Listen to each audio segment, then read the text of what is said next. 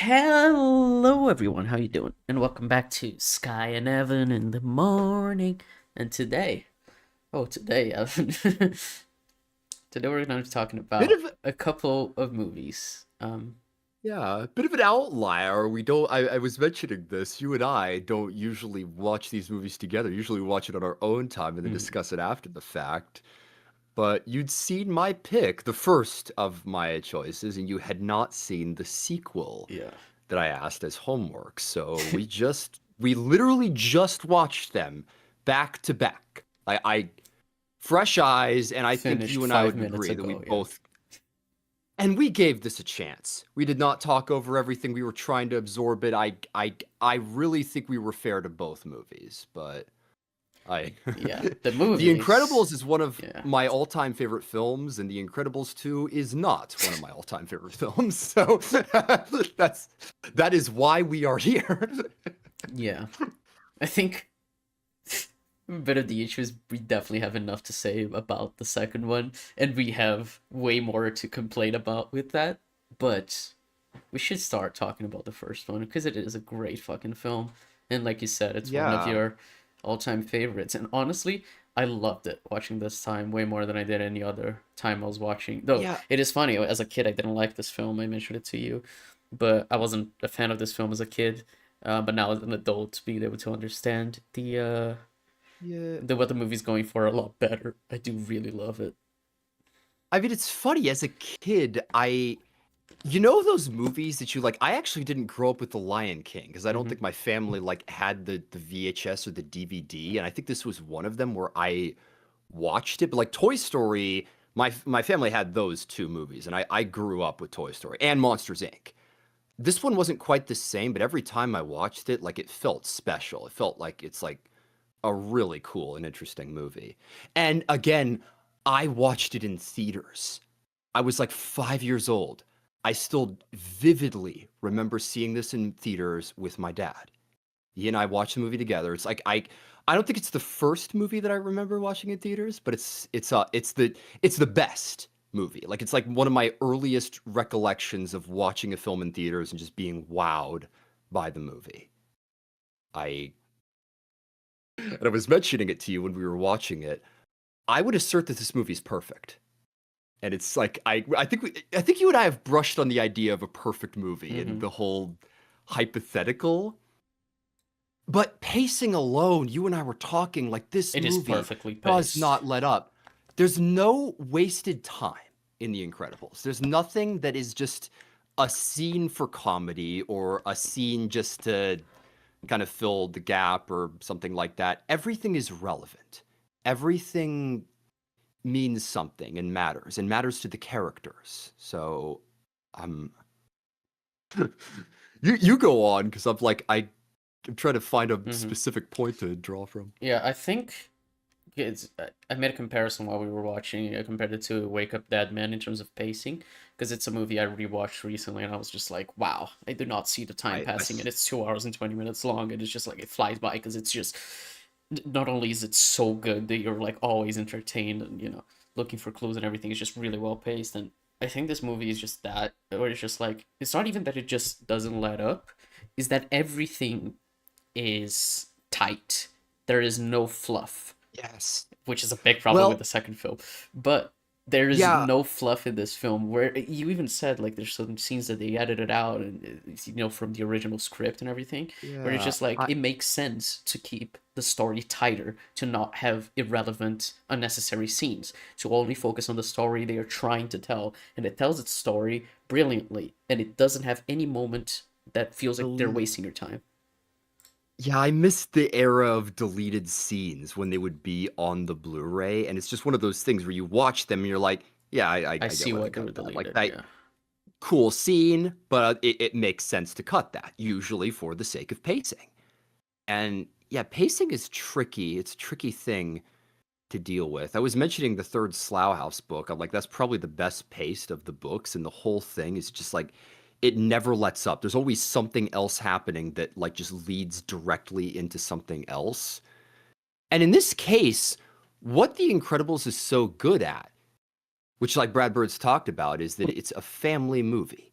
It's a movie about a family, like, you know, understandable, relatable family drama is in this movie. Like the dinner scene where like Dash and Violet start fighting and then but they're using their superpowers when they're fighting, but it's still like we've had those arguments, those really awkward dinners where like dad's had a really rough day at work, mom's been stressing out, and like the kids have gotten in trouble, and it's just the whole thing is just a clusterfuck. I That's what this movie nails, in addition to also being a great superhero movie and almost like James Bond too. Yeah. I mean, we mentioned it a lot that it feels like a Bond villain. That Syndrome feels like a Bond villain. And it works perfectly for this film because it is super over the top, and it's like you said, it's like paying like homage, right, to the fucking, like the golden age of comics and everything. So it Yeah. has that vibe of like, yeah, everything is over the top and silly, but in a way that feels earnest and not like it's like making fun of it. Because it's a movie about superheroes, but it feels like it respects and loves superheroes, which is interesting because it's obviously, it came out at a time where superhero movies weren't this huge thing. This felt more like a Yeah. like a film where someone was like, I love reading comics and this niche thing, and nowadays superheroes are like this mainstream thing, so it's like completely different the way a movie like that would be made, which is something they could have done with the sequel to actually make it an interesting film to like make about like superhero movies and have that meta aspect to it. They didn't because Oh, they just didn't do a time skip. We'll get there, but well, yeah. yeah, yeah. Fuck.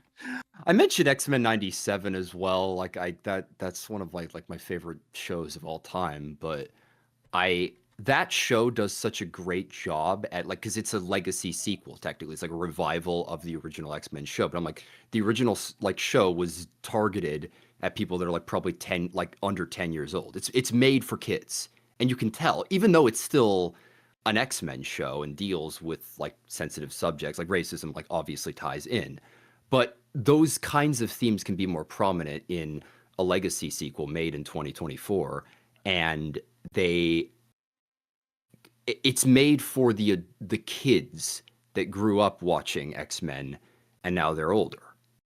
My problem with 2 is it didn't grow up with its audience. It's just a generic super it's not and the biggest thing is that it should have been about Violet and Dash. Like Yeah, I we're probably Violet going to be should have bouncing been between the these. main character of the second one. Like, you obviously you mentioned it to be a lot your pitch for the second film, but to me it's clear like she is the character with Yeah. the most potential of the kids, and we needed to focus on the kids because you already did a movie about the parents.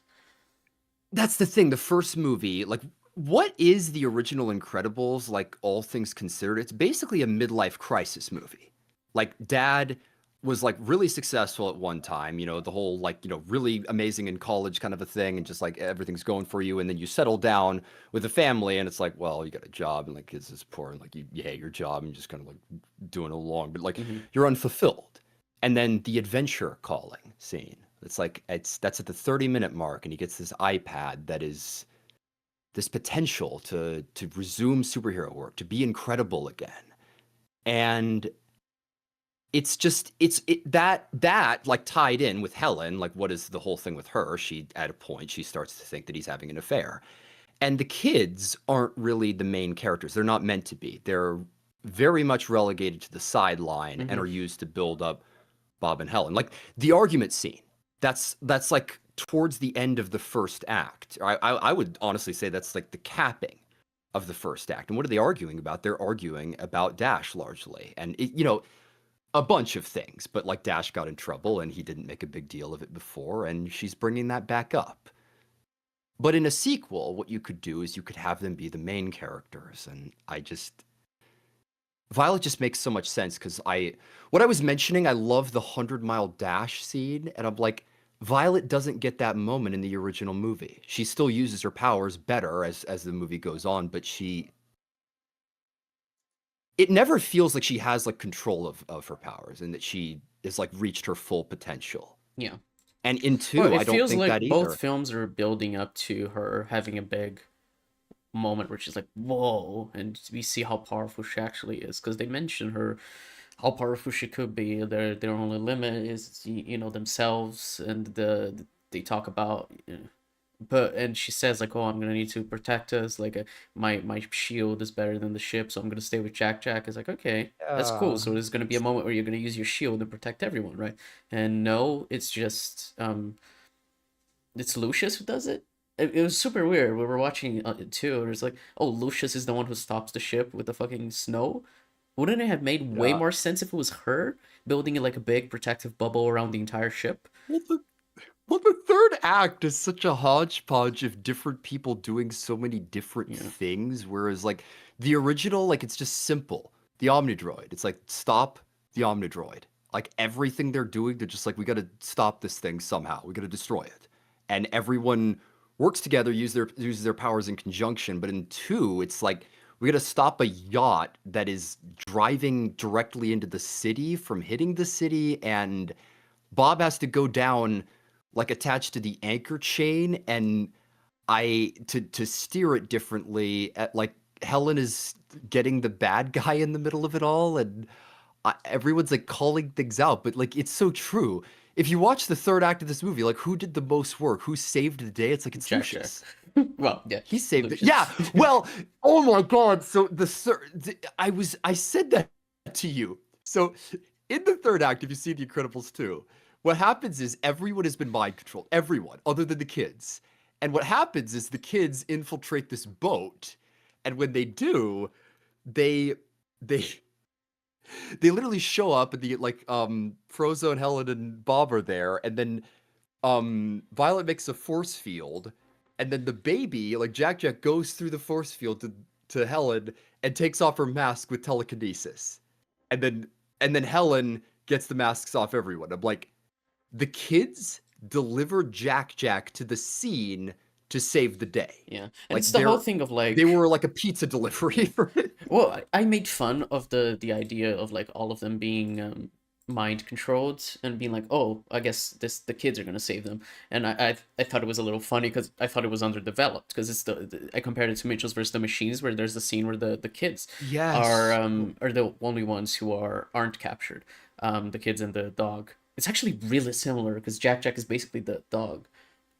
Well, yeah, what you said about like the whole like down moment, that Yeah. moment where it's like, oh my God, like everyone is kidnapped and what are we Yeah, gonna and do? we Like need there's to no do one to that. save the it's But the difference is Mitchell's vs. the Machines completely hinges on how much of Katie's character we know, and of I forgot the kid's name.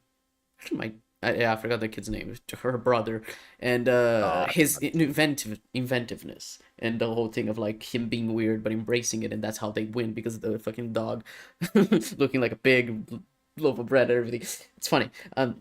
And the film spent the entire runtime building up the character of Katie and her relationship with her dad. In this film, Violet and Dash are barely like important at all, or like Well, it is like a Violet should be the main character. But even not then, to it's like mention she like has a in that little something with her dad, but it's like it's nothing. There's no build up to like, oh my god, she saved them. They thought she couldn't. It's like no, they just do. She just delivers the Jack Jack, and he Deus Ex Machina is the shit. well, in my opinion, what I wish that the dynamic had been, because like we were saying, like the original movie, it's about Bob and Helen. It's their story. The two of them, they're married and they Hmm. have kids. It's a family story with them in the central role. What I like about Violet being the main character is, for one, time jump. 10 years in the future. I like the idea that she's recently graduated from college, maybe married Tony. One way or another, she's settling down the way Helen did. And Helen can understand that. And I like the idea of Helen. I like the idea that Bob and Helen just retired because, like I said, maybe they'd be like what in their like late 50s to early 60s Hmm. after like 10 years. Like it could be that they just want to retire I mean, and it would raise make Jack Jack and be sense, parents. because So it's one of those jobs that's just very physically demanding. So their body is yeah, just like tired, and they need to you could you could deal with that. Like I mean, like in the original, they made a joke of like Bob cricking his cook his back, but back. Yeah. seriously, it could be one of those things where they're losing their edge. And the scene that's always stood out to me for sequel potential and just the idea is the plane with the missile lock scene, because What happens in the scene is they're trying to fly to the island. They don't know what the deal is, but they know that Bob is there. Helen did not want the kids to be on that. She didn't know that they snuck on.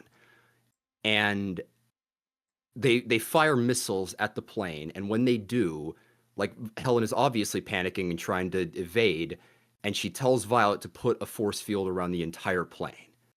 And what she says is, you told us we weren't supposed to use our powers, and I've never made one that big before. And then afterwards, there's this scene at the cave when she leaves the kids to try to like hide and tells them to run if anything goes down, and that she's gonna solve everything. But I she like apologizes. She like says I'm sorry, and Helen says it wasn't your fault. Like she said that because she thought they were gonna die. She Mm-hmm. was it was unfair, and that's what she says, that it was unfair. Yeah. But in a sequel, like you said, I love the idea of her making a shield in the third act that's huge, that is bigger than she's ever done, and Yeah. that's what Helen says in that same scene. You have more power than you realize. But what I said about 2 is the theme of the film is insecurity. Like, I'm not being hyperbolic. Everyone in the film is insecure. Yeah. Bob is insecure about being a stay-at-home dad. Violet is insecure about Tony forgetting her, which is like pretty fucking arbitrary. Dash doesn't really go through much of an arc, and then Helen is insecure about doing superhero stuff, which for some reason she has to live away from the house when all that is happening. I don't know why, but one way or another, everyone is insecure in 2, and it feels like everyone's moody and Well, one of the emotional, things when that I in the think first would have been movie, better to like ground the story would have been if, you know, it was like a commute for her job. Not that she was away all yeah. the time. Like, just have her come back home, and like everyone's already asleep, and maybe she feels like she's not connecting as much with her family. Which, I mean, it is just the same fucking arc as the first film did with Bob, that he is not prioritizing his family. But you know, the second film is just a copy of the first one, just worse in every way. That's where Helen takes on the role that Bob did, and that's the Yeah. thing. It feels so samey and safe. It feels The samey, elephant in the but they room. don't even like do it, which is the whole thing. Like, they don't No, commit to actually giving her like flaws. I don't. no, because Bob is very flawed in the original Yeah. movie. His whole thing is very irresponsible. He's going out and moonlighting with a mask on and like listening to police scanners, and Yeah. he knocks down a building. That's what they argue about. But And and in and 2, and Helen's just kind of an adrenaline junkie and in on it, and like, yeah, like it's superheroes are not really cool. It's seen like, as like a bad thing either. Like, it's just the no, thing she I does, and by the end, it's like, oh, it was only bad because the person who was helping her was actually evil, because she had a very awful plan that made absolutely no sense. Where she could have just what was mind her? controlled her from the start and already like skipped the Was whole, she film, but whatever. just to clarify, was that her end game? She wanted to crash, she hypnotize everyone, crash the yacht. I guess she wanted to save her brother, and then when the yacht crashed in, everyone would blame the superheroes for taking it Yeah. over, even though it's obvious the fucking goggles. Like Yes. it's so She fucking could have just done noticeable the and thing from the distracting. start. She didn't need to have the whole screenslaver thing and build Helen up to Well, only to knock her down. You could have just knocked her down, especially when, like, from the start they were already frowned upon because the destruction in the first act, the opening scene, where they fuck up arresting under minor or well, whatever his name is. Like, well, there is my no need for it. Well, it's so funny. I remember laughing when we watched the scene with Screenslaver at the apartment. That might be my favorite scene in the entire film. The animation's amazing. I was comparing like the cinematography they were doing to the Batman. It reminded me a lot of Batman going into Riddler's like apartment, and it's all like there's like drawings on the walls and all that. It's like Seven. But I get that's such a standout moment, and literally Evelyn is boring compared to Screenslaver. There was more potential in just having it What? be that this guy just had a grudge, and he was just another guy who just got gear together and tried to discredit superheroes. And I wouldn't have minded it if it was Evelyn, if they had done more with her. I was talking to Well, you about that, but it's just like she has one scene with Helen, basically one, two, and then she Yeah, well, the betrays her, second and then it's the like, second scene is when she betrays her, but there's like a little bit of a flirtatious thing going well, on, that's the whole kind thing because of. she's playing the role in the beginning of Mirage in the first film. And Yes, yeah, Mirage was flirting with Bob. That was a whole thing. Bob was flirting with Mirage, and she was flirting with Bob.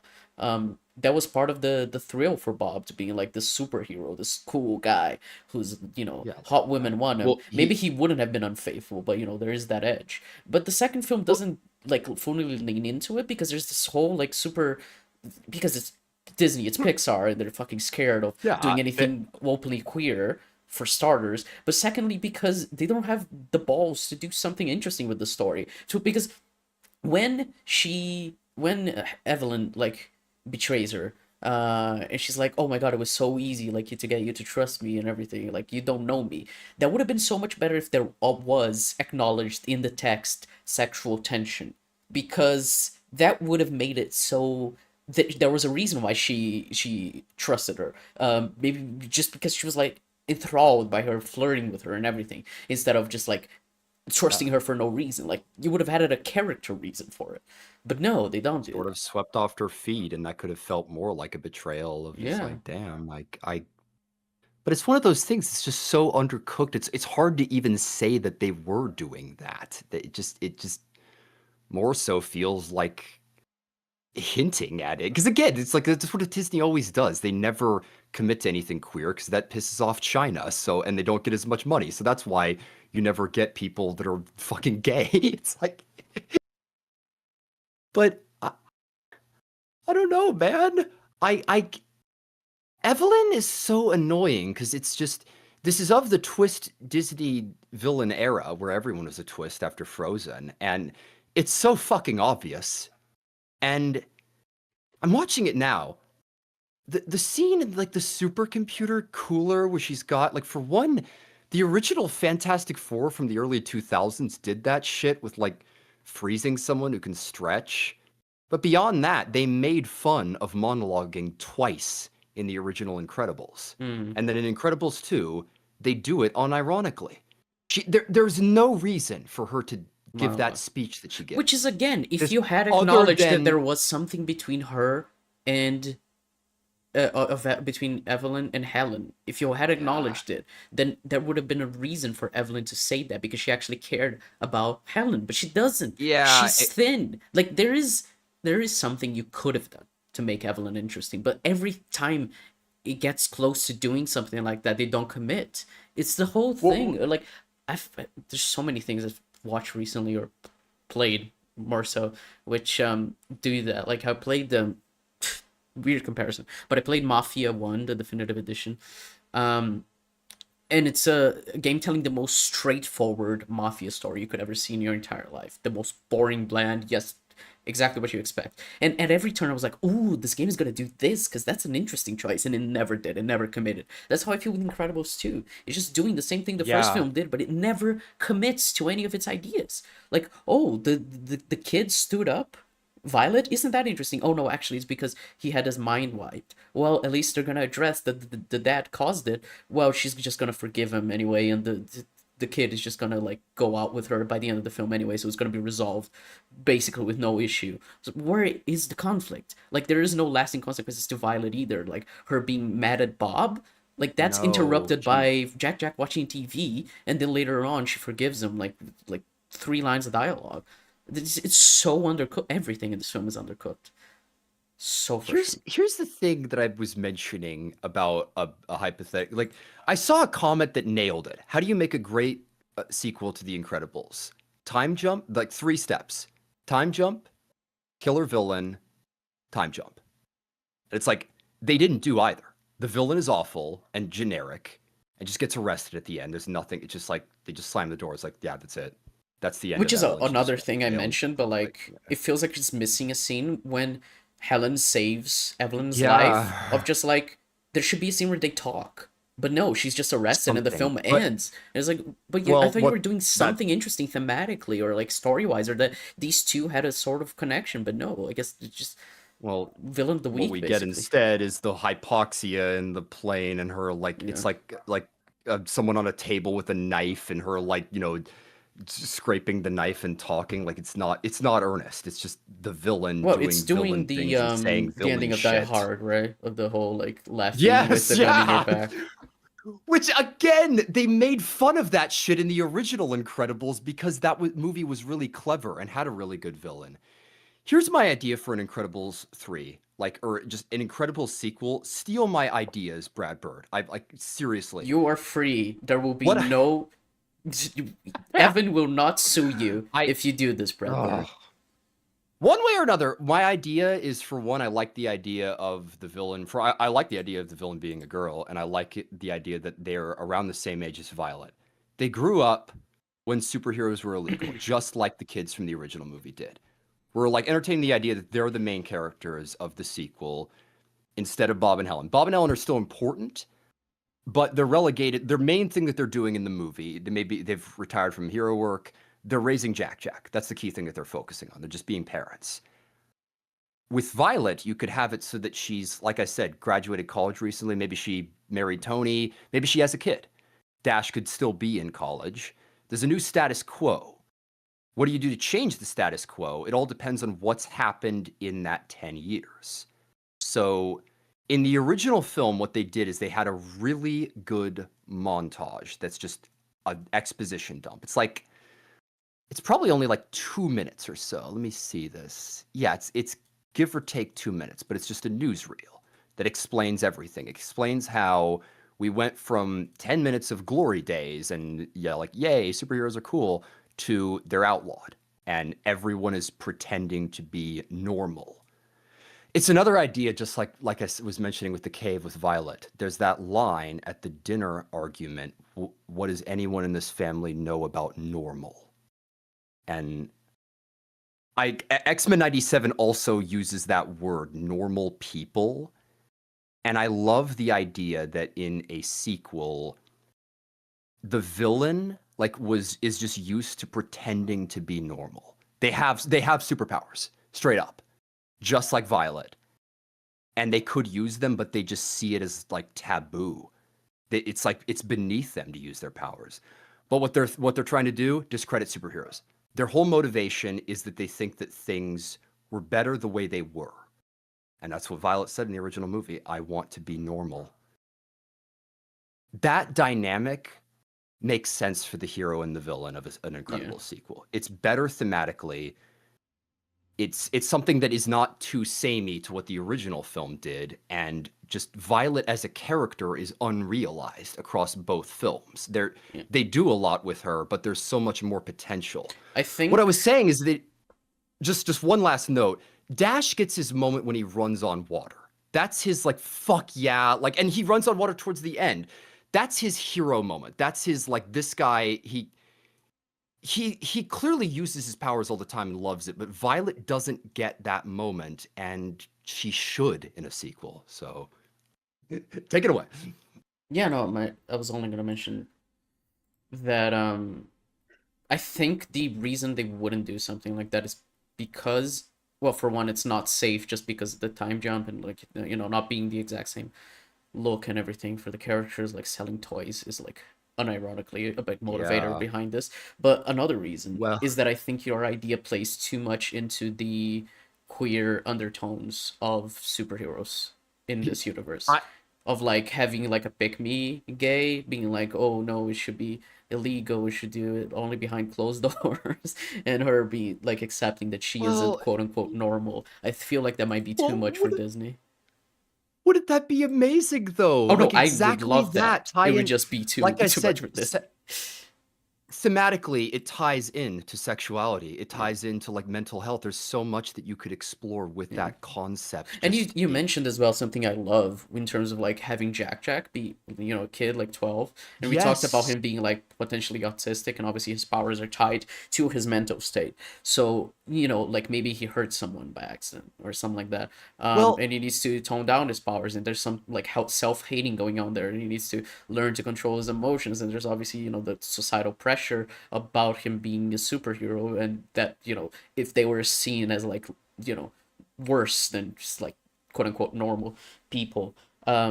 and like I said, maybe my idea from what you said was like maybe he hurts his bully. Someone was like fucking beating him up or something, and he just fucking Yeah. hurts him y- on accident. Like doesn't kill him, but hurts him, and it's like shit. They need to relocate or something like that, and it becomes like a Well, real thing that they need to deal with. You can explore Jack as a character because he would become a character. But the way they did well, Incredibles 2, he is not a character. He's just a plot a device. baby yeah, a baby isn't a character. Yeah. That's usually what it is, right? The baby's been kidnapped. In fact, that's literally the ending. Syndrome is about to kidnap the baby, Yeah. and just turns out the baby has superpowers. It's because that's the thing.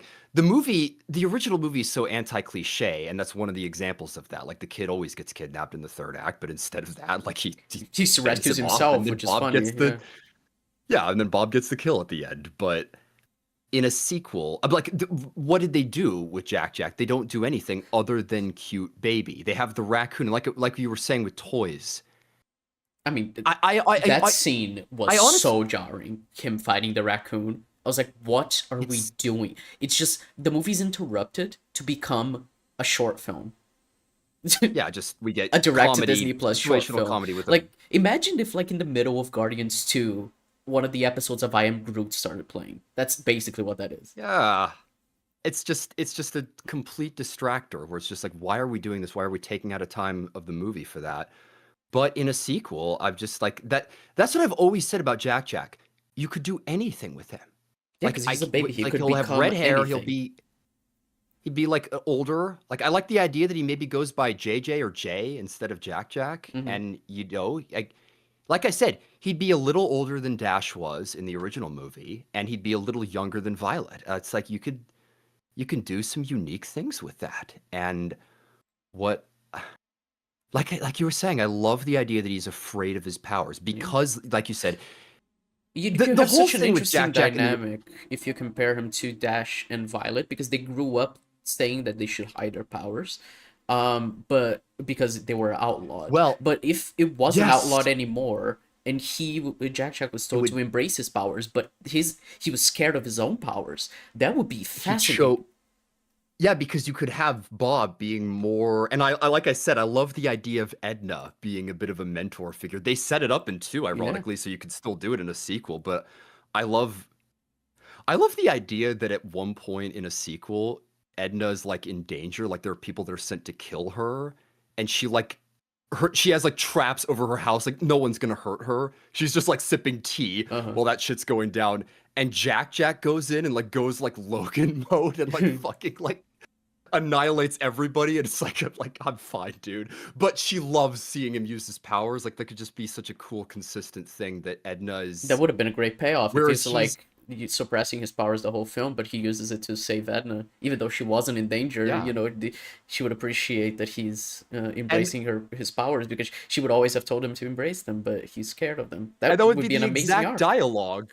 Yeah, he could like break through and just think that it's like he needs to save, but it's like, dude, I look at you. You have all these amazing powers, and you did all of this. You could do this, but it's only when you think people are gonna die, or like when you're like pushed to the absolute limit that you do it. And because of that, Jack uses his powers all the time in Incredibles 2. If it were used more sparingly, because he only uses his powers once in the original, but he's Yeah. doing it all the time in Jack Attack, because Jack Attack is just a comedy. It's just the cute baby short film. And it's It's all fine. built It's around that. fine. Like it's Yeah, fine to be that because it's a short film. It's a special feature on a DVD. It is not a whole 2 hour long feature film that is built around the fact yeah. that Jack can do these random You things can that the plot requires him to do.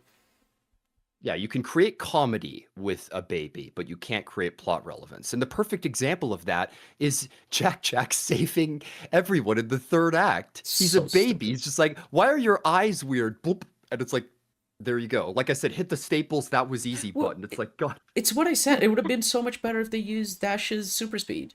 Or maybe Violet Just creates a force field around their face to like expel the goggles out or something. like I said, make a fight scene of it. Yeah. Dash has super speed. You'd think he'd just be able to pull it off quickly, no problem, and Violet can go invisible. Just do that. It would have been cool. But they Imagine don't. seeing They have Dash to. fight Bob and Violet fight Elastigirl. like finding their own Well, parents, and then they take out the goggles. That would have been cool. well, yeah. Here's the thing: you were mentioning the Mitchells versus the Machines with two, but it's like it's 90 minutes at the point that the kids like it's all on them. That's what I said. I'm like there it's that moment where it's like, oh my god, everyone's Hmm. hypnotized. Everyone's like it's Invasion of the Body Snatchers, Yeah. basically. But I you would think at that point that the film is all focused around Dash and Violet and that they take on the main character roles. But if you did that, what you need to do is have Bob and Helen be hypnotized for most of it. That way it would feel like I don't know, what could Dash do to maybe I don't know what he could do because that's why they had Bob be the one to switch the anchor. But like you were saying, Violet's shield, she could have made a really big shield, maybe over the city even that like protected against the yacht, or used those to steer it differently. But once the mask's pulled off of everybody, then it's the discount like Justice League, like, and then they're hypnotized, and then everyone has to fight them, and everything just feels messy because of that. It doesn't feel like I was mentioning the original Incredibles is just like the Omni Droid, It's destroy the super Omni Droid, simple. just like yeah, just like the Death Star, destroy the weapon. But in this, it's like we have to stop a boat from crashing into the city and discrediting superheroes because superheroes supposedly took it Yeah. over, and all of Wow, them are there's a hypnotized. All of fucking them, jet flying into the air with the yeah, and real escape. villain who's escaping. And then and then Saul Goodman just jumps out of it in a really funny moment. That was, yeah. So much of this film is just like, Oh, oh, okay, I guess that happened. Like, you're just like, okay, the I guess they well made the that word choice. I have no clue why.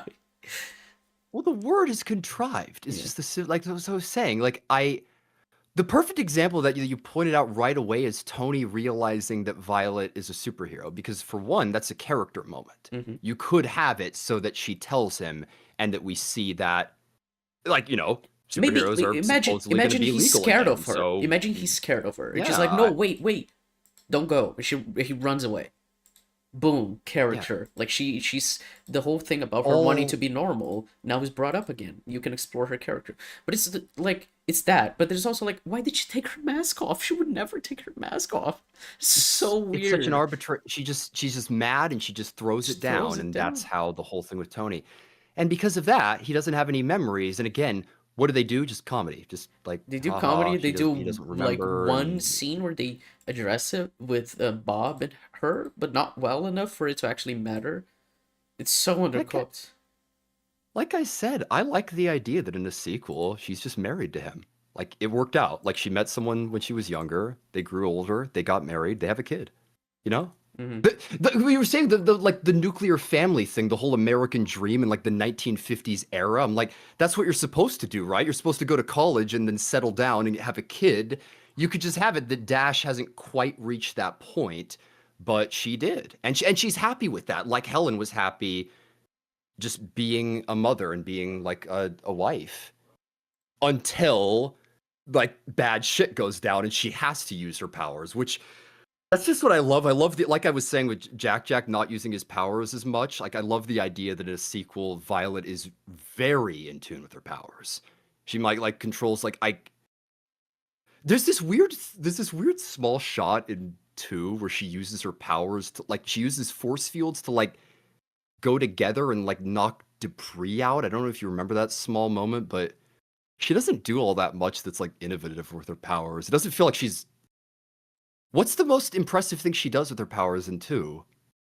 I mean, Like, nothing. They don't do much. It's just like, yeah, force fields. They just repeat the same I shit. It's guess just force fields and invisibility. I guess she fights Void. That's like that for one, I love that scene. I love the fight and I love the music. I Mm, like you were saying, the animation of this movie is pretty good. Like the music's yeah. great and the fights are actually kind of Yeah, cool. I think But the it's like action scenes are the best part of the film. There was something we mentioned about the animation, which is not exactly that the animation is bad because it's not, but it's that it feels like they're trying to show off how many particles they rubber. have. So it feels Yeah, like it's it more somehow feels less real, even though it's more photorealistic, because it's going for a more like, whoa, look well, at how good we are. When the first one was a well, more cohesive idea of like the story they wanted to tell in the script and the story that was told via the animation. You know, it all went together Well, well. to compare it to comic books in that regard, it almost reminds me of like line work, where like more simplistic like style of something like X-Men 97, but then the 90s where everyone's muscle like Spider-Man like in the suit. And it's like just muscle city and just super detailed. Like it feels like that, where yes, it looks better, but the character just isn't as Yeah. there as much. And the other thing that I found distracting is that the world itself doesn't, like the action itself, especially with the Underminer fight, things feel more cartoony in two. It's hard to quantify, but a great example of that is Bob getting run over by the treads and just like it, like there's that moment where he's running away from the Omni Droid. I'm like, I don't feel like Bob can just get crushed with ease in the original movie. I feel like something like that could fucking kill him, but I guess not. And everyone kind of feels like that. It's ironic because Elastigirl, that's her literal power, but everyone doesn't. There's Yeah. something No, they all different feel about a the little animation. rubbery. Yeah. It's weird. Yeah. I made a comparison because Patrick Williams made a video. I actually don't think the video is out on YouTube. I think it's only out on Nebula, but he made a video about like can video games be like cinema? And one of the things he Mhm. brings up is like video games trying to be cinema, especially like Naughty Dog type games It's of so being like super it's so common photorealistic. because yeah, like Naughty Dog has paved the way for that, Yeah, for like The video Last games of to Us feel more especially like is like the big portrait yeah. of the like, Yep. and Ever it's the since whole thing then, of it's like, like, hey, we're like movies. and a lot of yeah, and it's a lot of things that like we're the more particles we have, the better it is, you know. And it's obviously, you know, there's same principles in terms of like video game animation, and you know, Well, it's just the because it's the CGI anyway. the last the Last of Us Part One is a perfect example of that. Like yeah, it looks better, but I'm like, I prefer the models of the original. Ellie looks better in the original game. Yeah, It's like the quality is different, but I'm like, I don't want to play The Last of Us Part One. I would prefer to play the remastered version because it looks better, and it's just yeah, it's the character of it all. yeah. It's the character You of the lose a art little style bit versus of the the the artistic intention when you try to appeal more to a like sense of realism of trying. And it's, you know, it's one thing that I've heard a lot of people say in terms of like ray tracing with video games too, that it's made a lot of AAA games like look worse because it's just trying to appeal to that, whoa, look how shiny it is and how reflective everything is, well, when it's just like more well, reflective puddle does not equal better animation, better graphics, you know. well, film in general is like that because we're getting so many glossy movies that don't look good, and it's just like just because you can do everything in 17K doesn't mean that everything should look crisp and pristine, and there's no like fucking just like grain and general just film grain. I miss that. I miss when there was like Well, some sense of like things don't look like iPhones and look well, kind of like they were. it's I've mentioned it before, but 28 Days Later, it's a film that Yeah, looks awful, but it looks beautiful because it's filmed on a shitty yeah, camcorder, but it is like with amazing lighting, with purpose behind the way it's shot. And it looks ugly in a way that is purposeful and adds to the atmosphere of the film, and that is why it's beautiful, you know? yeah. Oh my God, and we have to talk about Giacchino's score Yeah. because man, Both I films just that's knocked it out of the park. yeah, two. I will say like some of the songs blend a little more in two, and two has also like more tracks on the actual soundtrack. That's something I actually noticed when rewatching the first movie is that there's a lot of sequences of just no music. Just, like Bob, that's what I love about Adventure Calling. There's not a lot of music in the scenes before he gets that iPad, and it's just the title. Jack Kino's so good with titles of his songs, and that's just what it is, just the chance. It's what gets him into the second act, is that like the chance to be a superhero again is thrown right at him. Yeah. And again with Violet, man, that's what I love. I love the like instead of super. That's what would be so interesting in a sequel with superheroes being legal again. Because in two, it's about them trying to make them legal. I like the idea that in 2 they already are legal. Yeah. They've been legal, but like I said, they're unpopular. There's a lot of people that are amateurs that didn't do superhero work when the glory days were out, and they make it look bad. Like it's not like you don't need a villain to do most of the heavy work. You can say that just like the superheroes themselves are kind of messing things up. And characters like Jack and Violet, it would be interesting to see them willfully not use their powers Yeah. and just because they're trying to fit in, and like a lot of people are trying to fit in. So It's uh, it's weird because this reminded me of, one of my rewrites that I mentioned while we were watching, is that it would have worked so much better if in the start, when they beat Underminer. Is that his name, Underminer? I think so, right? yeah. Is they Well, beating Underminer, that they actually do everything right, but they're still blamed for it. Because the whole thing with yeah. Screenslaver is that he's manipulating, like the perception on TV, and Bob Odenkirk's character is like trying to, rehabilitate them, because in the eyes of the public, everyone hates them. So it would make a lot of sense to do that instead of just like them actually Well, fucking up, actually have them succeed. But for some reason they have them fucking up, which kind of ruins the whole idea with Helen, because she doesn't want to be a superhero in the start. She's like, no, we need to just yeah. like lay low. But if it's like, no, when they're She now back at it, now wanting again to be superheroes like they did at the end of the first film, now it would make a lot more sense for them to know, let's actually fight for it. And that's why they seek out Bob Odenkirk. It would have worked so much better. well, for the record, like it's kind of funny how the opening works. You were mentioning the like robbing a bank. It's so weird, the Underminer. Yeah, Like, because we didn't I love what you said with assume that Tasm. he would have robbed the bank by the end of the first film. Yeah, I love what you said about TASM 2, where it's like that's the ending of Incredibles. It's not meant to be in like, blame the marketing of TASM 2 Yeah. with like people being like that because they showed it in the trailers and they Yeah, shouldn't no, have. they But shouldn't have it. the ending of The Incredibles isn't meant to. That's what I was laughing at when we were watching the movie. It's like, oh my God, we gotta stop the Underminer. Or it's like Jack Jackson. It's like, well, the baby's not gonna do anything, and it's like, well, we'll have the kids watch it, and then Bob and Helen do it, and they get it. Like, it's like this is why you don't show that because that doesn't make any sense at the end of Mhm. The Incredibles. It's just supposed to be a capper at the Yeah, end it's supposed to be like that you in don't see. the Like, now as a family they fight crime, and it's just like this yeah, cool moment. It's the same as the end of TASM 2, where like now the hero is back at it. He's fighting the bad guys, but but it's yeah, when you try to play that out and yeah, you try to like have it so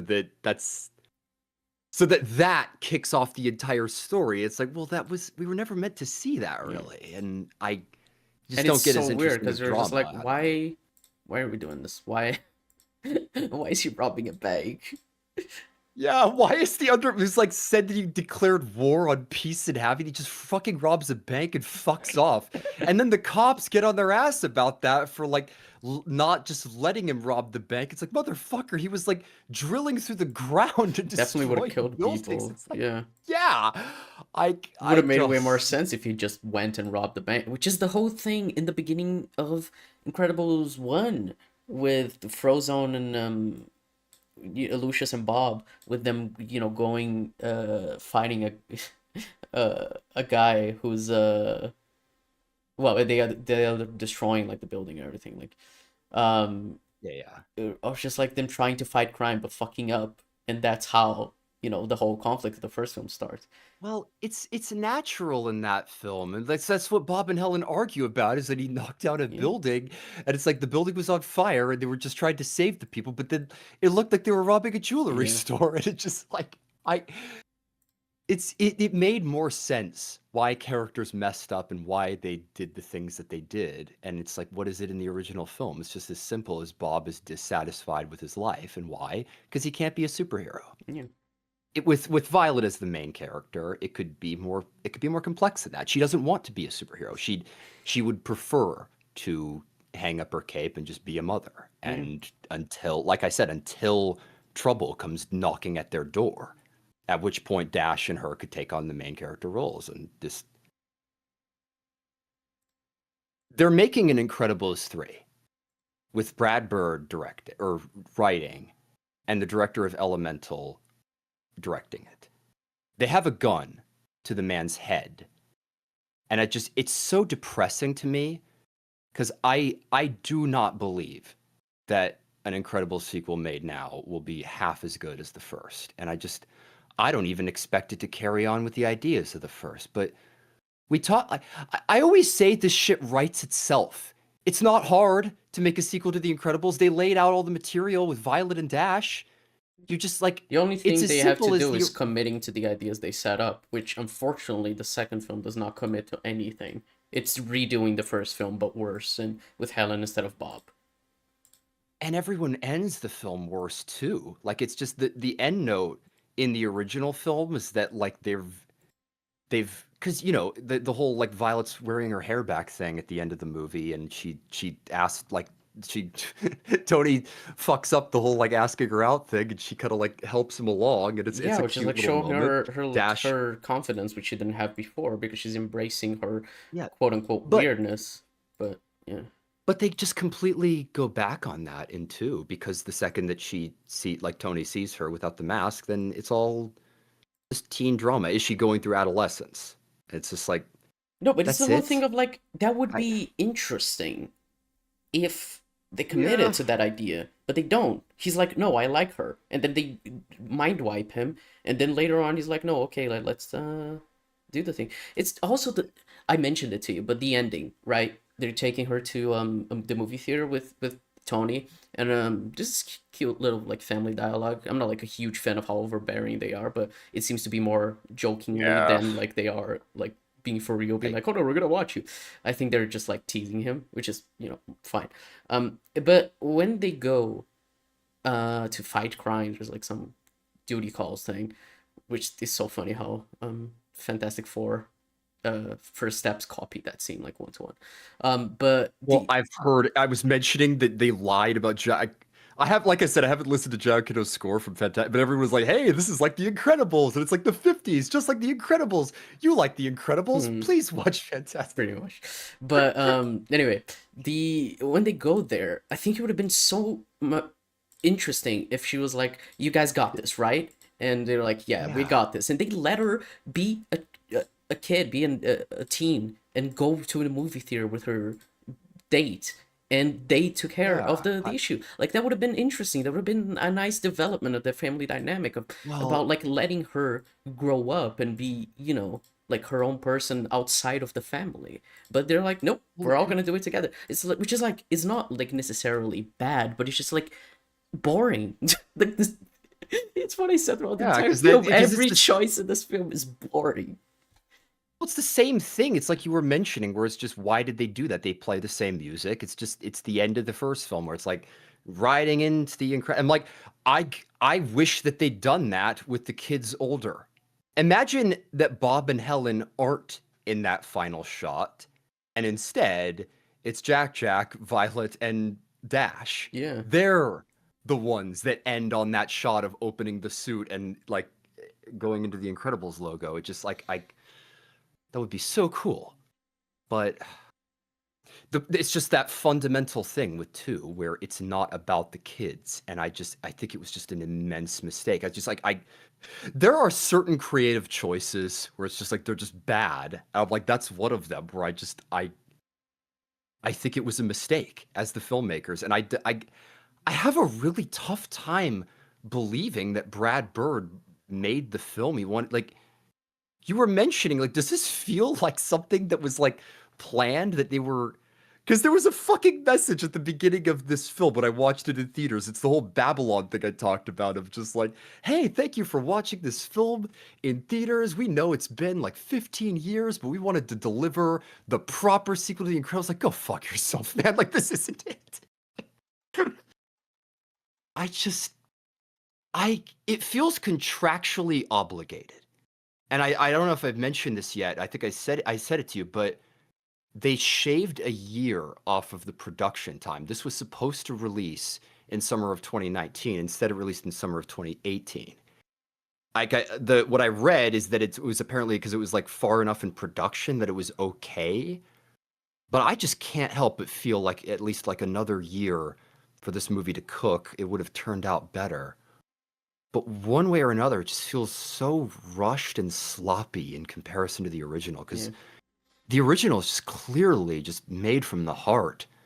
This nostalgia for the 50s and just like classic superhero comics and just telling a story about a family. But two, it's just what's two about? Like, Same fucking shit. It's just redoing the same shit. It's boring. Like, yeah. I yeah, mean, like but it's the thing, it's redoing Helen. it, but like, what is Helen's arc? Because in the first one, and I we haven't talked nearly enough about the first one, but regardless, the first one, Yeah. the Bob's arc isn't, that he's seeking this thrill without caring too much about his family, but his family are also one of his biggest strengths, which is why they are the ones to save him. He tries to shield them from like his life of Yes. superheroism, but they actually save him, and he realizes that he can't like lock his family out of a part of his life. They need to be a part of it. Which is why Helen thinks Well, he's cheating. Wow, that's character. That's an arc that he goes through and needs to learn by the end, and like letting the kids and help. the But the second film, there's nothing that like Helen. She doesn't learn anything.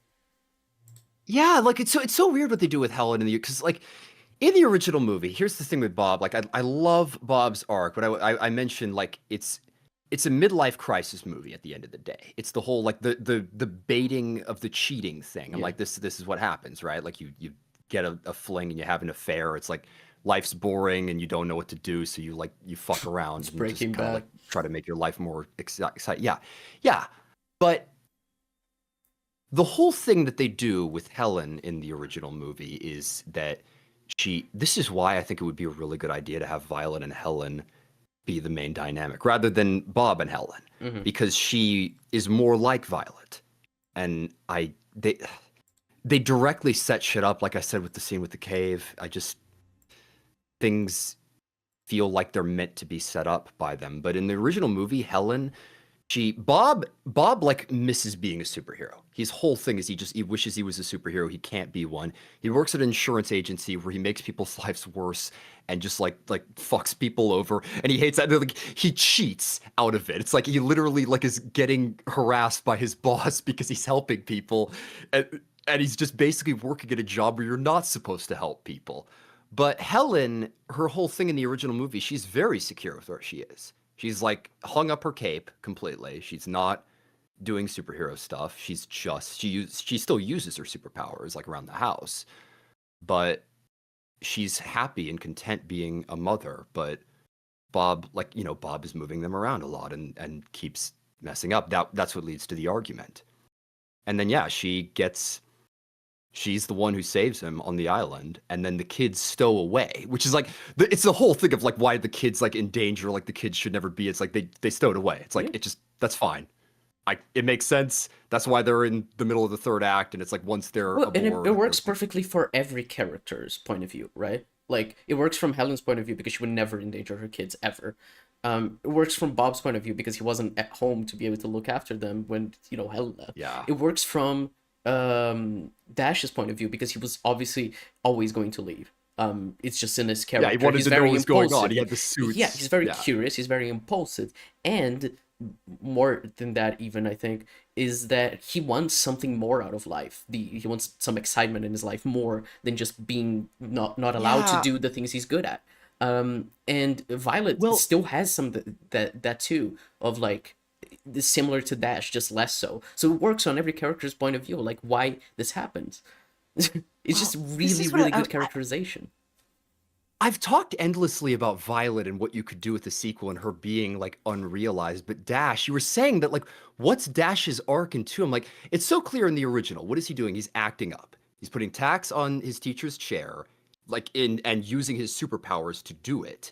He doesn't get caught for it, but obviously like Helen is like upset with him for acting out on Yeah, purpose. Why is he doing it? He wants to go out for sports. And it's like and Bob wants that. He encourages it, and it's like, but Helen's like, we can't do that. Like, and it's the whole thing of just like the temptation, and that's his whole thing is acting up, and then like there's a stretch where he's gone for a while because they focus like largely on Bob, but then but even still, it's just how the original movie just wastes no time. The Life's Incredible Again montage is him throwing the football, and he uses his super speed to go and like come back, and that pays off in the third act because he Yeah, with the throws remote, yeah. the remote.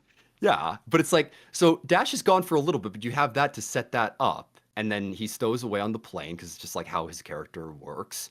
And then Helen tells him, if anything happens, I want you to run as fast as you can. And you get the 100-mile dash scene, which the OST is amazing, but that's his moment. That's Dash's I'm a fucking superhero moment when he literally runs on water to escape from the bad guys. And Violet didn't get that moment in either movie. And that's just a crying shame because it's just, like I said, just a huge force field. Just like she couldn't make one on the plane in the original movie. Just seeing her being able to do that and saving the day, that would be amazing. But this is why I just think it It just was makes set up perfect sense perfectly for. for her to do it in the fucking ship, but it's Frozone who does it.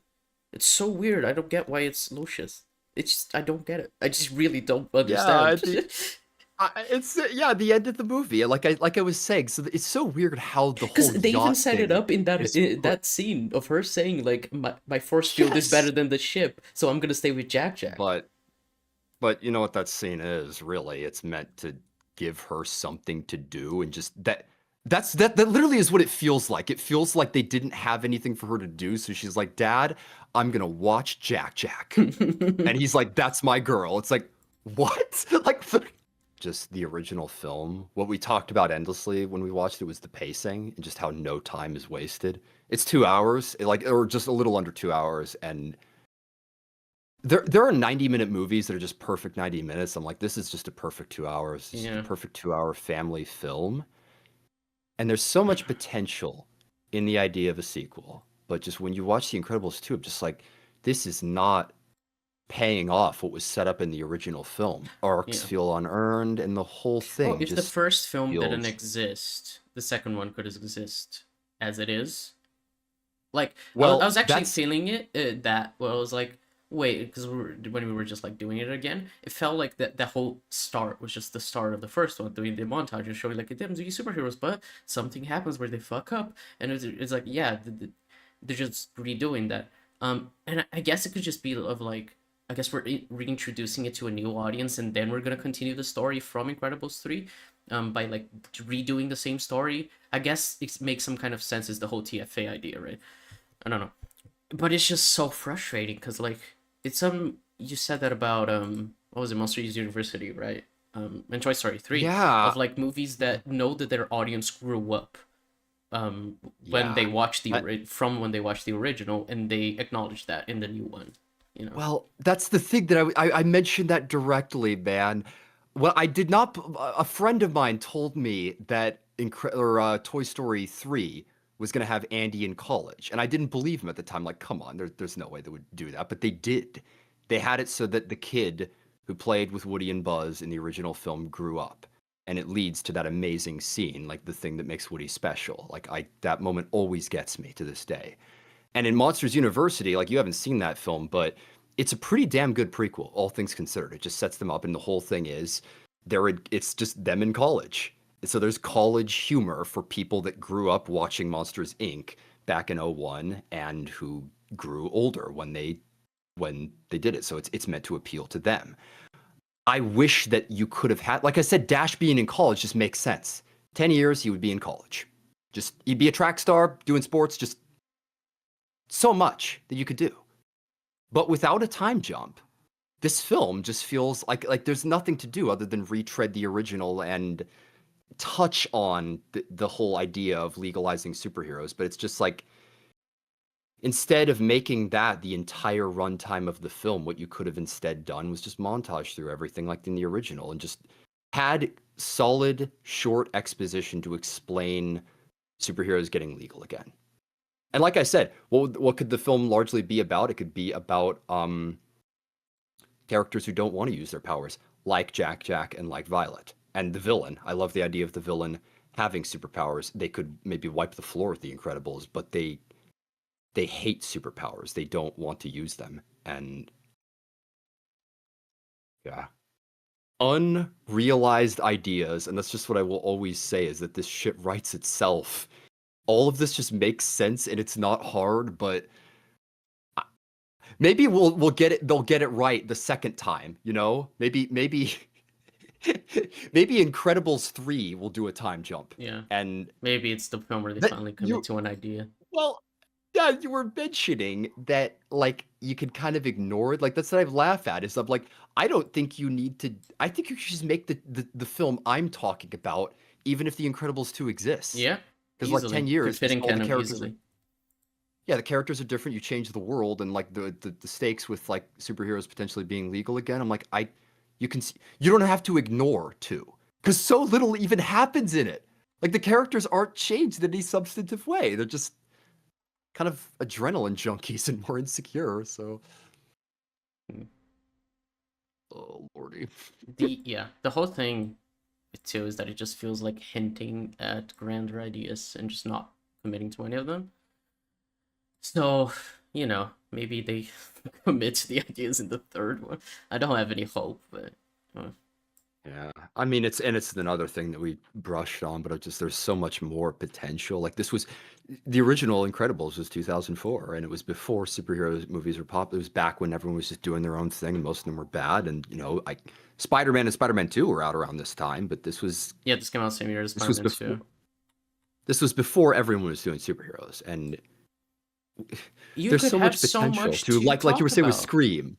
Yeah, there's so much that you could explore with the meta because they do the whole monologuing thing, but you could do stuff even beyond that, Yeah. talking about villains, Well, talking it's about just superheroes yeah, and like yeah. When we were watching it, because the people watching don't know, but when we were watching it, I mentioned I compared it to Scream, comparing Scream 4 to Scream 5 because Scream 4 was talking about just like sequels in general, even though it feels more like it's about legacy sequels.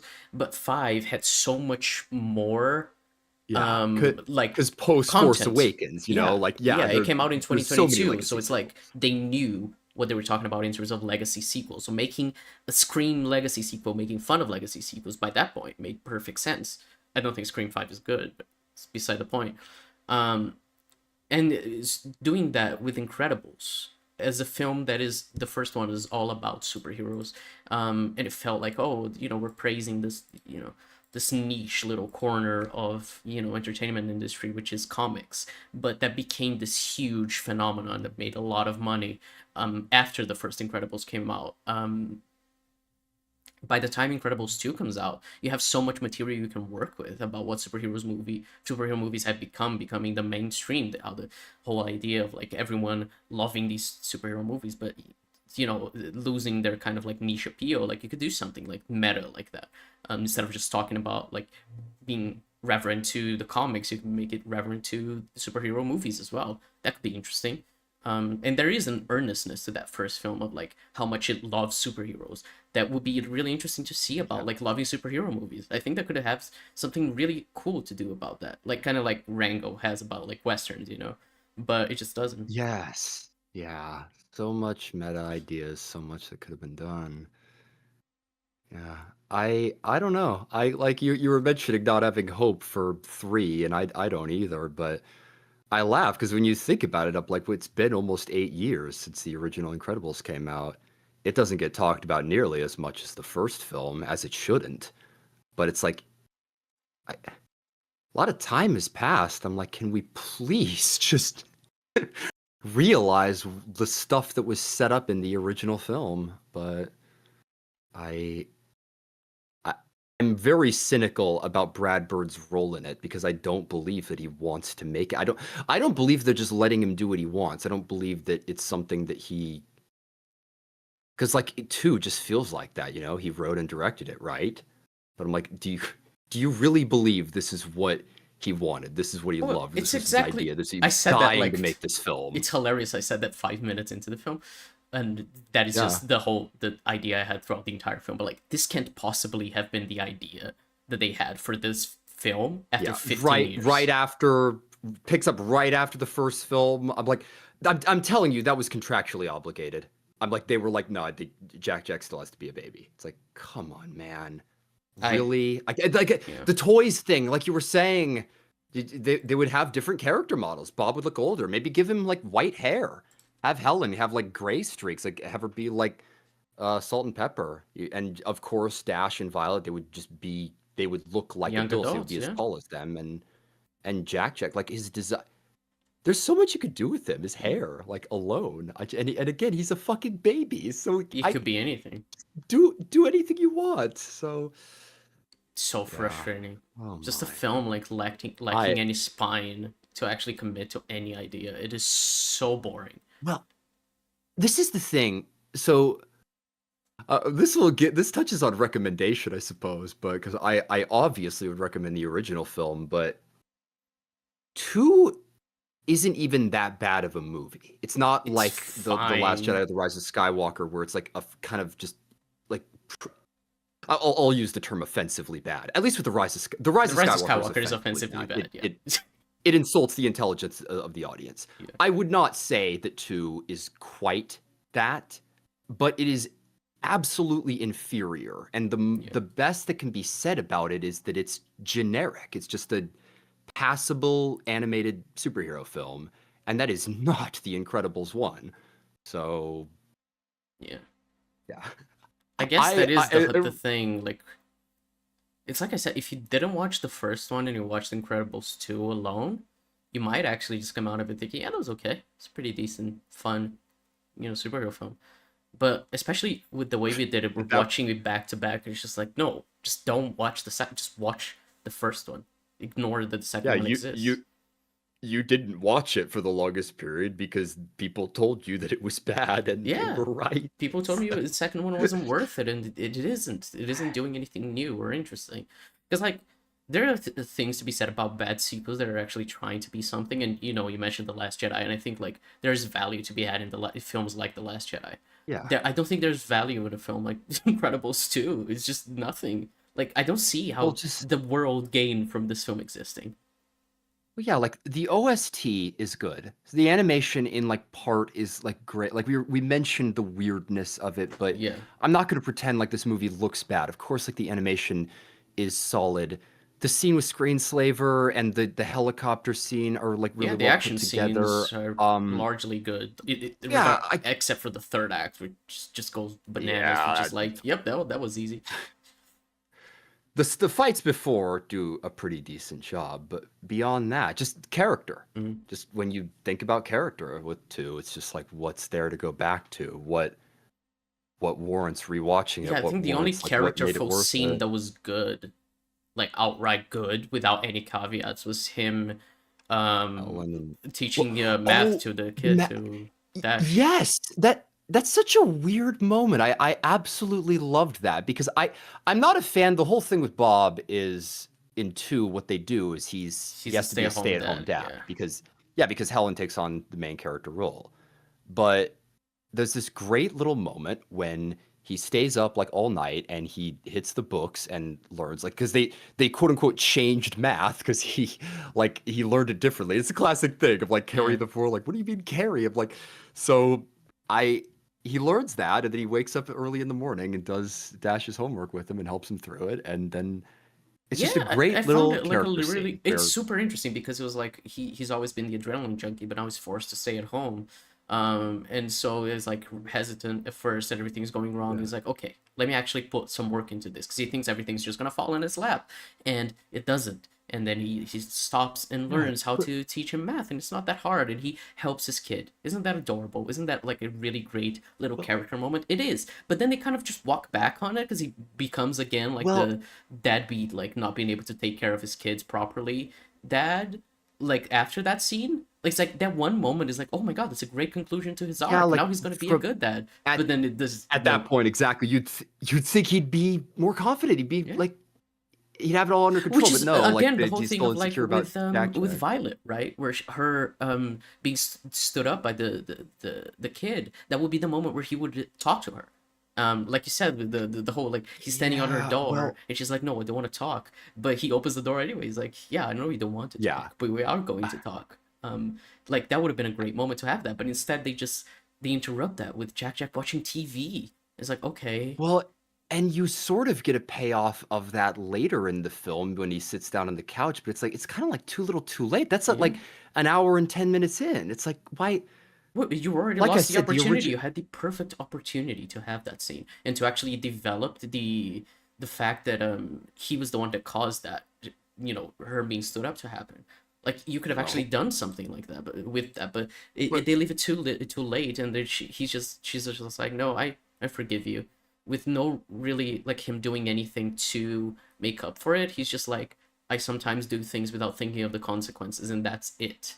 But like yeah. there's no like him earning her forgiveness. She just forgives him because he said that he was sorry, which is, there's value in just apologizing. But he didn't grow to learn that he did something wrong. He just did something wrong without thinking, and it isn't even treated as a big deal in the beginning of the film. It just feels like, oh, it's a joke, right? Like we're No, well, the scene we've mentioned Jack Attack, but the whole context with Rick Dicker interrogating him, it's the same framing. It's a dark room with one light, and he interrogates the babysitter from the original film who Mhm. witnessed Jack using powers and uses a mind wipe.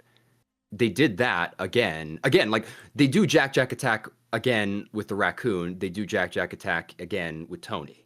When instead they could have had it so that they were just a couple, but they didn't. Like, I don't know why. I don't know why I you needed genuinely that. think it would be better if Tony was an asshole and stood her up, because you could actually have character with like Bob talking to Violet Well, yeah, and teaching her about just like life sometimes doesn't go the way you plan. Sometimes people are assholes. that's that's what I've always said about Tony is that like you could do anything you want. Like he's the popular guy that like Violet swoons over in the original film, Yeah. and she doesn't know him all that much. And they're just like a first date. Like I said, I'm like I like the idea that she marries him because I'm Hmm. just like why not? But also like that doesn't have to come to pass.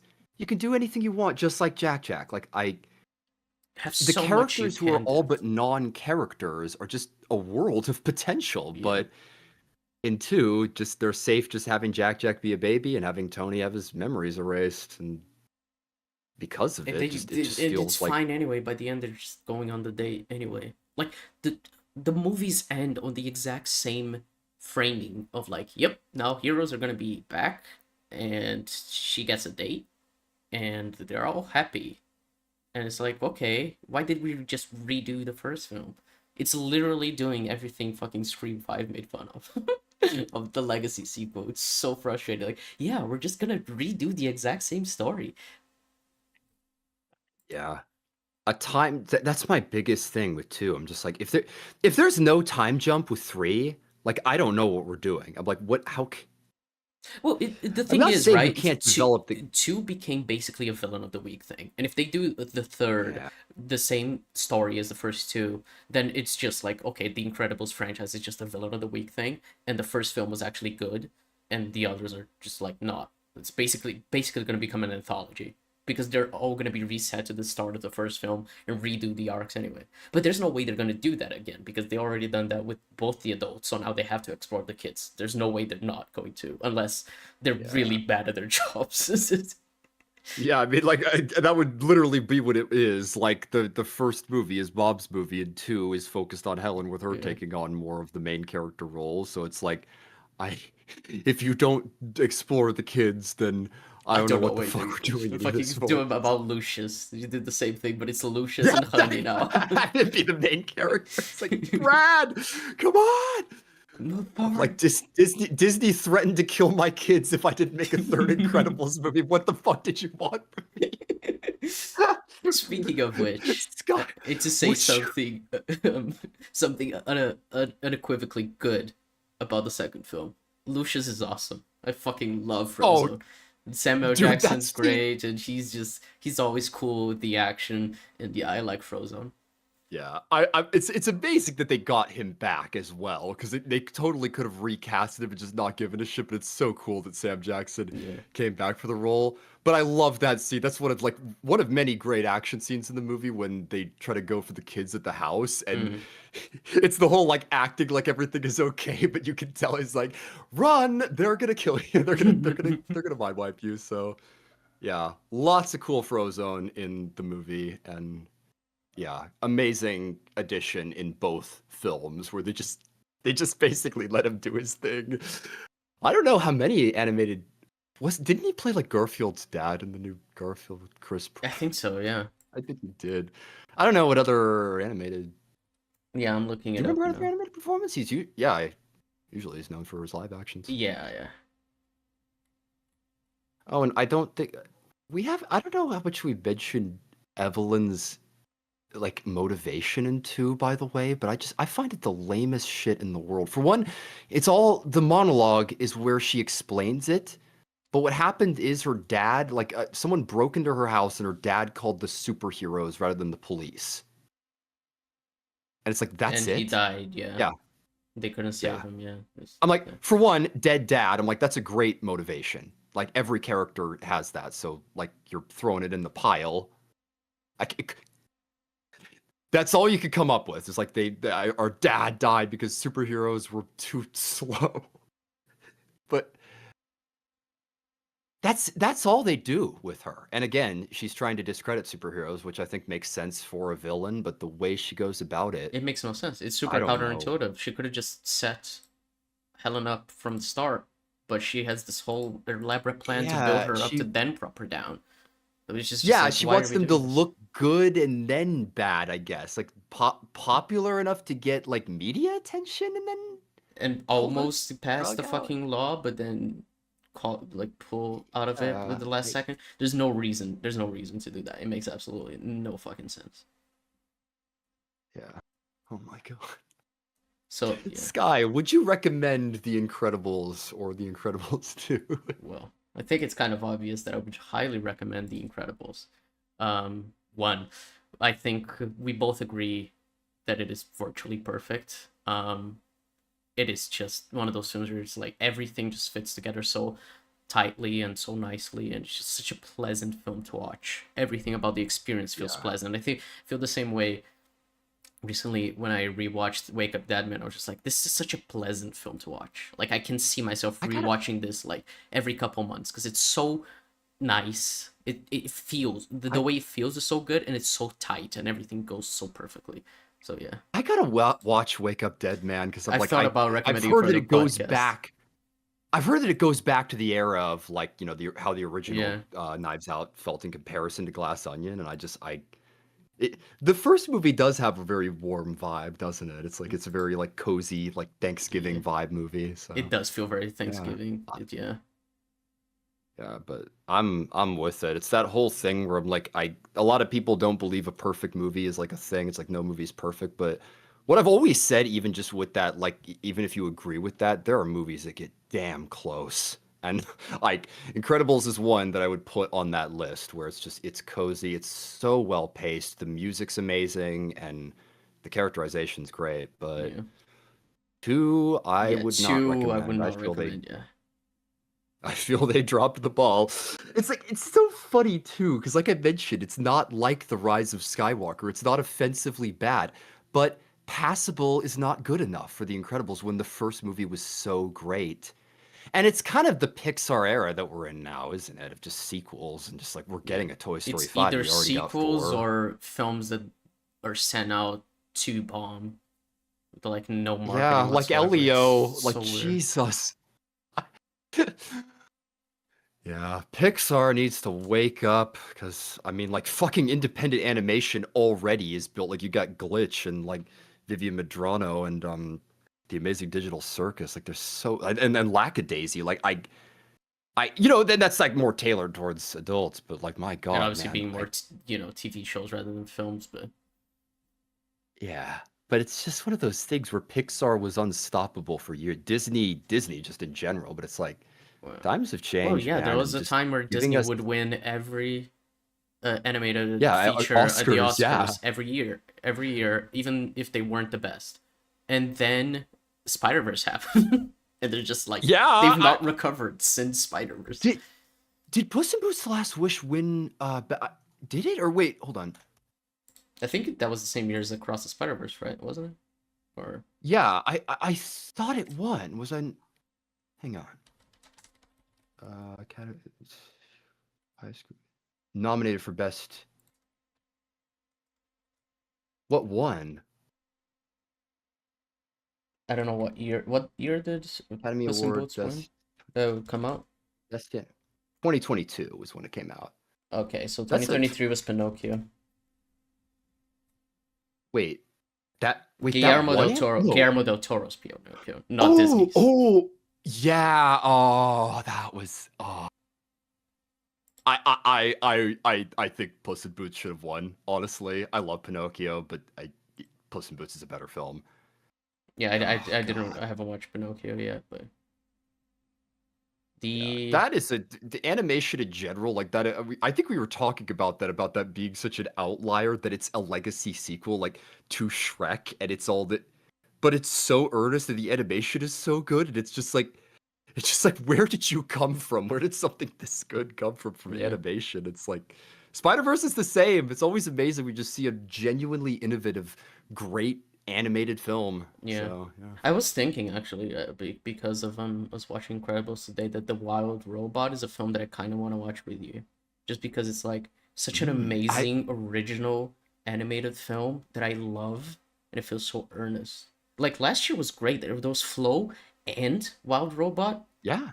Wow. Well, you were mentioning just Disney just being top of the ladder and like they always won best animated feature, and I'm like, times are changing, man. They're people are stepping up their game in the animation Yeah. department, and And the yeah. fact Flow one is so beautiful. Just like yes, independent animation, low budget animation. It has its place because it's like I don't think Flow is nearly as good as the Wild Robot, but it has so much heart and it's such a fun story of like this tiny little film from It was made yeah in Blender, right? yeah Like that's just, that's like one of those like the animation alone is worth the Oscar rather than necessarily the story. Like you don't need one. It's just like yeah. my God, the work they put in. Yeah, but and obviously being a film from shit, what's the name of the country? Latvia. Yeah. It's great. It's fucking awesome and I love that it won even if I I think Wild Robot deserved it more. I think it means more for Flow to have won. So yeah. Yeah. We'll see. So yeah, Yeah, that's Incredibles 3. how That long have we been going? My God, literally an I hour and a obviously have so half. much to say about both of these. Yeah, The Incredibles obviously means a lot to me, and this is one of those just all-time favorite films to put on there because Yeah. the first movie just does it all for me. So, Yeah. okay, Skye, what do you have on the docket for a recommendation? Um hmm. Hmm. You know what? I mentioned it to you. Fuck it, why not? I mentioned it to you today. Let's do the Indiana Jones trilogy. Ooh. Ooh, It's all been just the whole trilogy? Huh. yeah. I mean, there's five now, but the Well, first three are did canon. The rest we don't did care you about. did you watch Dial of Destiny? I never I'd did. never watched Dial of Destiny. I Uh, watched well, yeah, Kingdom. What Kingdom? What's the name? Kingdom of the Crystal Skull. Kingdom of the It's Crystal Kingdom of the Skull. Crystal. Yeah, yeah. My brain I like. broke for a second there.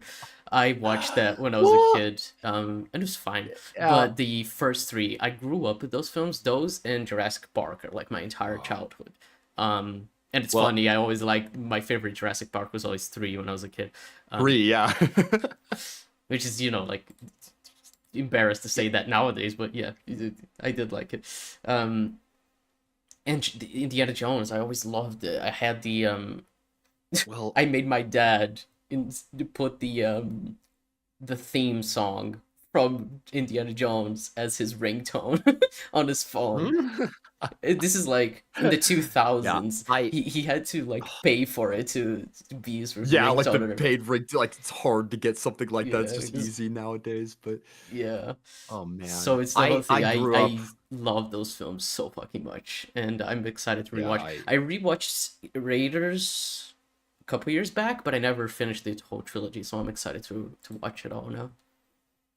yeah, I grew up with those movies, and Raiders of the Lost Ark is another like top 20 or top 10 film. I like, and again, just like Giacchino, the score alone, like Yeah, John Williams' music in that film is that is my favorite OST that he's ever made. And yeah, yeah, oh my God. fantastic. All right, Indiana Jones, Yeah. let's fucking go. Yeah, all right. Thankfully, we have a bit more than a week because of we're recording this a little earlier than usual, Yeah, yeah, yeah. so we have more You time to threw it watch out all there. You're like, three. Hey, like, why not? We were already about to do it, so I mean, I proposed just like us watching it independently, but I'm Yeah. like, you know what? I really do think we gave two a fair shake, Yeah. especially since you hadn't seen it. We were Yeah. nice. We try to be nice, okay? It's just hard. The film does not help itself. It's Oh, okay. okay. Well, So Indiana Jones, it is. Indiana All Jones right. it is, yeah. We'll catch you next week for Indiana Jones, folks. Oh yeah. Yeah, when this comes out, my birthday will have passed. My birthday on the 17th. Whoa. So, yeah, happy birthday to me. I'm old now. Yeah. When we You catch were you next saying time, I will that be like you feel 23. old.